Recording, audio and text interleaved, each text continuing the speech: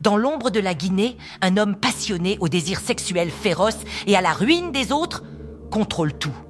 On l'appelle El Balta, un fantôme qui se nourrit de pouvoir, de secrets et de la destruction des autres. Il faut absolument suivre cette histoire époustouflante jusqu'à la fin et n'oubliez pas de vous abonner pour plus d'histoires africaines. El Balta, malgré la discrétion dont il se vantait, ne pouvait s'empêcher d'imprégner chaque recoin de son empire, même son propre bureau, de son goût pour le contrôle et l'intrusion.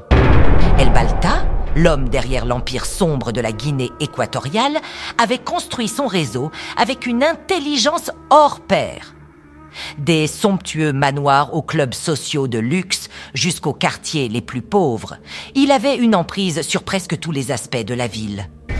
Connu du public seulement par son surnom, El Balta était un nom que peu de gens osaient reprononcer. On murmurait à propos de sa richesse, de ses liens politiques et de ses activités suspectes, allant du trafic de drogue à la corruption. Mais c'était son archive secrète, sa collection perverse, qui choquait le plus. Les cassettes, 400 en tout, étaient méticuleusement organisées dans une chambre secrète de son immense manoir, un endroit que personne en dehors de son cercle de confiance ne connaissait. Chaque cassette montrait une femme différente, pour la plupart mariée ou enceinte, filmée dans des situations intimes ou compromettantes. Ces femmes n'étaient pas des victimes au hasard. El Balta les avait soigneusement choisies, ciblant les épouses et partenaires d'hommes influents, des hommes d'affaires, des politiciens et même des officiers militaires.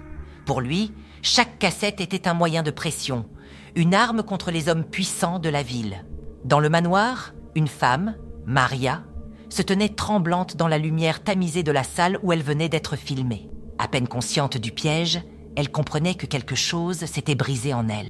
« Maria, détends-toi !» Un homme de main d'El Balta murmura en s'approchant, le sourire rassurant, mais ses yeux reflétaient la noirceur de la situation. « Tout ira bien. El Balta aime s'assurer que ses amis soient en sécurité. » Maria déglutit, les larmes aux yeux. « Sécurité ? Vous m'avez piégée ?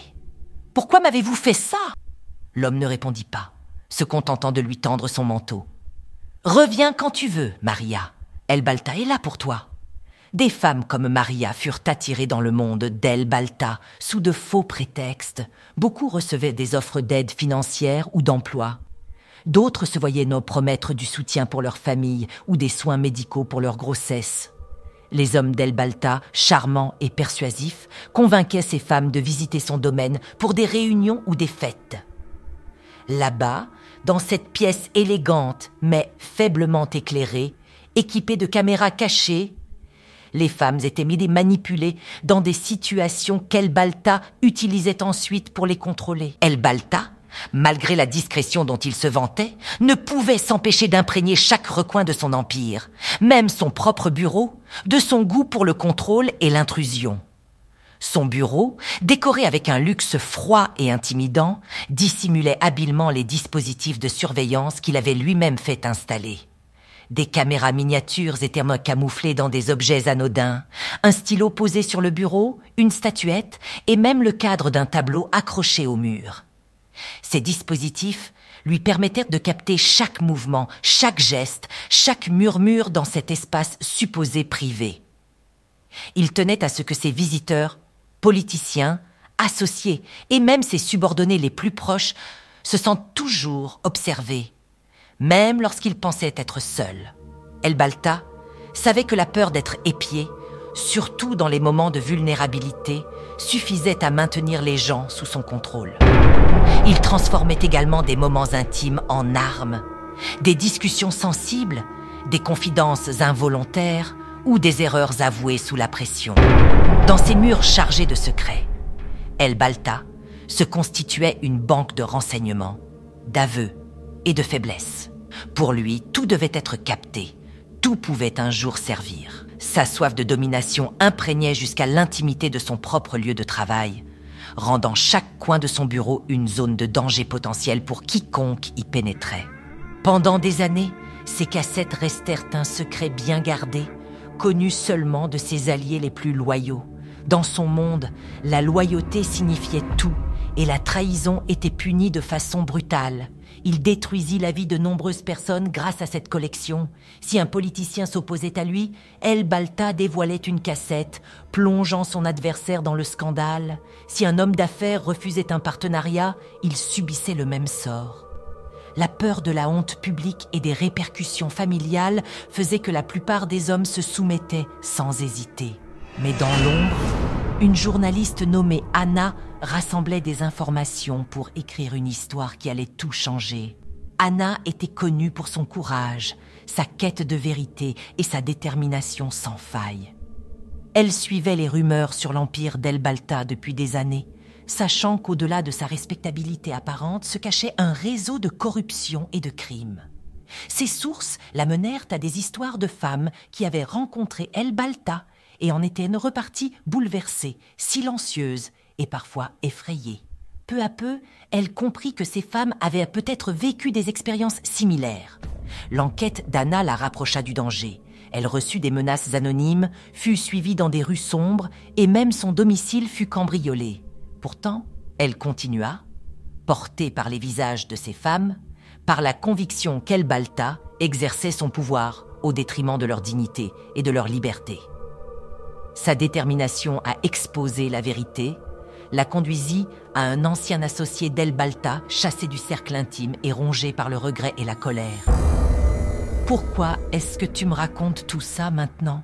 murmura Anna, le regard rivé sur l'homme dont les mains tremblaient. Il hésita, puis répondit, la voix tremblante. « Il a fait quelque chose d'horrible. Une femme, Mélise, a reçu une copie de sa cassette, comme un avertissement. Elle s'est tuée après l'avoir vue circuler. » Un silence tomba entre eux, lourd et implacable. « Mon Dieu !» souffla Anna, horrifiée. « Cette femme avait une famille, des enfants. » Munie de cette information, Anna contacta les autorités. C'était une démarche risquée. El Balta avait des policiers et des fonctionnaires dans sa poche. Mais après avoir gagné le soutien de quelques officiers courageux, elle les convainquit de lancer une descente. Une nuit d'orage, une équipe de policiers pénétra dans le manoir d'El Balta. Ils trouvèrent les cassettes exactement comme l'informateur l'avait décrit. Une pièce froide et stérile, garnie d'étagères, chaque cassette étant étiquetée avec des noms, des dates et des détails.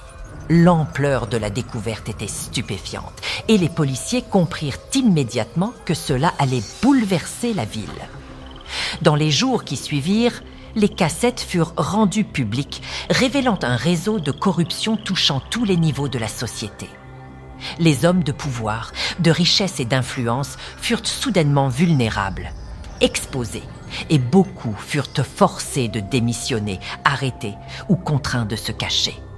Des familles furent brisées, des réputations ruinées et des vies détruites. Les cassettes devinrent un scandale public, rappelant à quel point les puissants pouvaient être manipulés quand leurs plus sombres secrets étaient entre les mains de quelqu'un d'encore plus puissant. Quant à El Balta, il s'enfuit avant de pouvoir être arrêté, disparaissant dans l'ombre comme un fantôme. Certains disent qu'il a quitté le pays. D'autres pensent qu'il s'est caché, attendant le bon moment pour revenir et reprendre son trône. Mais la ville ne s'était pas encore remise de son empire. La vague de désespoir qu'il laissa derrière lui continuait de hanter les rues, comme un poison lent qui s'infiltrait dans les âmes. Les cassettes avaient tout détruit. Des familles furent brisées, des enfants perdirent leurs parents, submergés par la honte et le poids des scandales. La ville, autrefois vibrant de vie et de promesses, se retrouva plongée dans une mélancolie collective. Les journaux titrèrent chaque jour sur une nouvelle tragédie, un nouveau suicide, une nouvelle vie ruinée. La découverte de ces cassettes avait ouvert une plaie béante dans le cœur de la ville, et cette blessure ne semblait pas prête de se refermer. Quant à Anna, même après la chute d'El Balta, elle devint elle-même une cible, accusée par certains de ceux qu'elle avait cru être ses alliés. « Tu es responsable de tout ça », lui dit un ancien collègue, les yeux remplis de colère.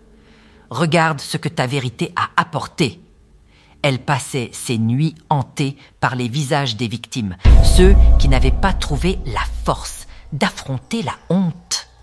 Des femmes dont les noms n'étaient plus que des murmures, leurs histoires noyées dans la rumeur publique, ou encore l'image d'Élise, seule dans sa chambre, affrontant l'impensable. Dans l'ombre, un homme aux yeux fatigués observait Anna depuis une voiture. Il était un dernier fidèle d'El-Balta, prêt à accomplir une dernière mission. Une nuit, alors qu'Anna marchait seule dans une rue déserte, le bruit d'un moteur l'effraya. Elle tourna la tête. Mais il était déjà trop tard. Dans un silence troublant, l'homme la percuta, laissant son corps inerte sur le pavé mouillé. El-Balta, où qu'il soit, avait eu le dernier mot. La ville, marquée par la tragédie et l'injustice, finit par sombrer dans un silence résigné. Les cicatrices laissées par son empire demeuraient vivantes, un rappel cruel d'un pouvoir qui n'avait jamais été véritablement vaincu. Et ainsi, même après sa chute, El-Balta continuait de régner, comme une ombre sinistre, invisible mais présente, un fantôme insaisissable qui entrait à jamais la mémoire de la ville et des vies qu'il avait brisées.